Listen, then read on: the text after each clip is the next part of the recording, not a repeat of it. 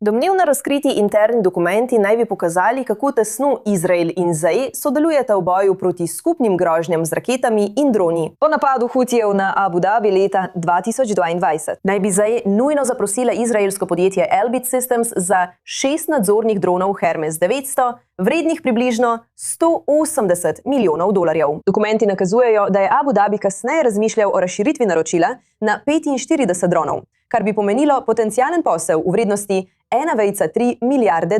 Prav tako so opisali predloge za obveščevalna letala, krožeče strelivo in napredne sisteme elektronskega bojevanja. Vendar pa so dokumente objavili hekerji povezani z iransko obveščevalno službo in še vedno ni jasno, kateri posli so bili na koncu dejansko sklenjeni. Elbit pravi, da objavljeni podatki ne odražajo njihove poslovne realnosti.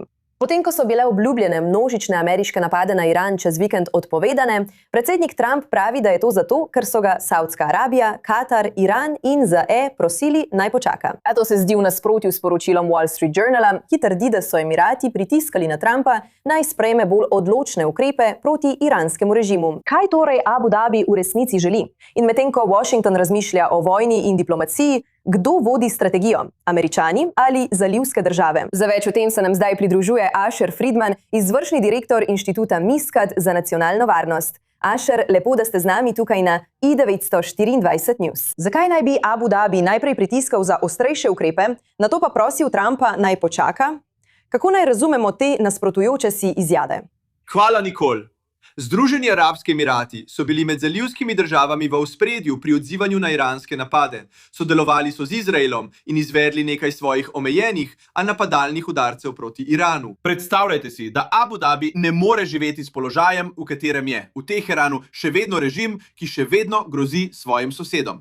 Vse, kar bi moral Teheran narediti, je, da vsake 3 mesece zmoti ladijski promet v Hormuški ožini, vsake nekaj mesecev pošlje dron v Dubaj.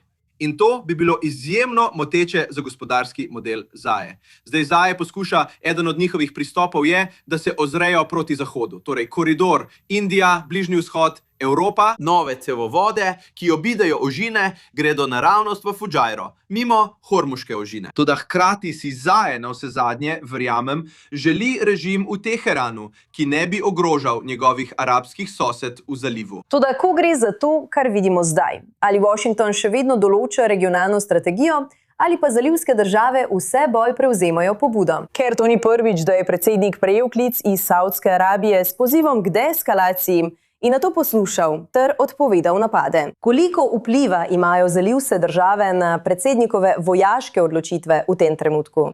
No, Nikol, to je odlično vprašanje. In Saudska Arabija je bila, lahko rečem, precej popustljiva do Irana. Rekel bi celo, da nekoliko razočarajoča. Mislim, saudske letalske sile so večje od izraelskih letalskih sil, tudi če nimajo enakih izkušenj ali zmogljivosti kot Izrael. Upali bi, da bi zavzeli nekoliko bolj odločno stališče proti režimu, ki aktivno napada njihovo strateško infrastrukturo. Toda Saudska Arabija, druge zalivske države so pritiskale na predsednika Trumpa.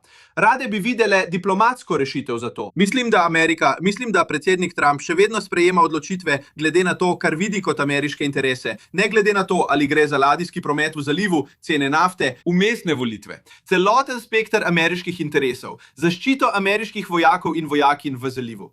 Mislim, da je res predsednik Trump tisti, ki določa smer, vendar je pogosto koristno, uporabno pripisati te zahteve ameriškim partnerjem v regiji. Napisali ste, da je Saudska Arabija v bistvu ves čas te vojne ubrala precej podobno linijo, ko gre za Iran. Ampak če se Združeni arabski emirati zdaj bolj nagibajo na stran Saudske Arabije, ali morda vidimo bolj skupno zalivsko stališče, ko gre za soočanje z grožnjo iz Irana?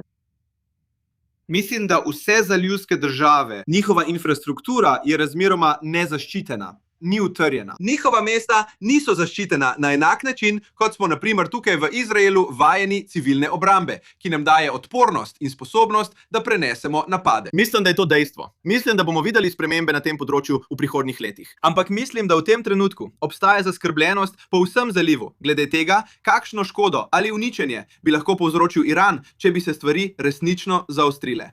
Kljub temu pa mislim, da smo videli razliko med Saudsko Arabijo, ki se je pred nekaj leti pod kitajskim pokroviteljstvom spravila z Iranom, in Združenimi arabskimi emirati, ki so bili veliko bolj, bi rekel, jasni in pogumni v svojem stališču proti Teheranu.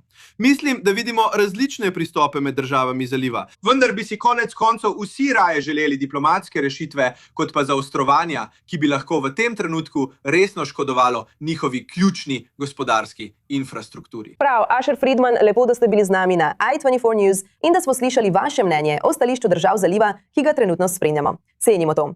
Hvala, najlepša hvala.